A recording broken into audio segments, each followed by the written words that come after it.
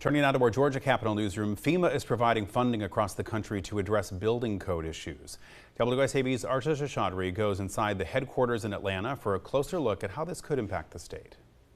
There's some good news for Georgians. With nearly $2 billion in federal funds, Georgia communities can apply for these grants for both building codes and federal mitigation programs to get their structures ready in case severe weather hits. The Peach State is eligible for nearly $2 billion in FEMA funds. One program helps protect your home from natural hazards. We're trying to be more proactive than reactive. So that's one of the goals of the program.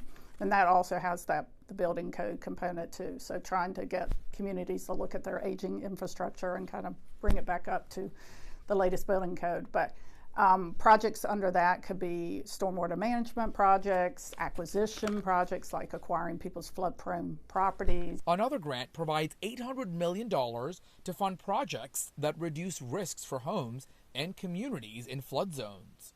So you see a lot of elevation projects to help elevate properties. You see in the coast in Florida, if you elevate your property, then obviously the flood risk is lessened there. But we get a lot of inland flooding too. We've seen that in Atlanta. We've seen it in many different areas. So communities can use the money for hurricane preparations, building safe rooms for tornadoes, or improving old building codes.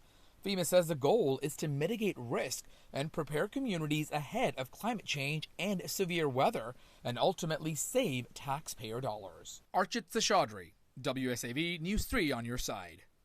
States can apply through local partners like GEMA for the specific grants, and then the winning projects will be awarded the funds next year.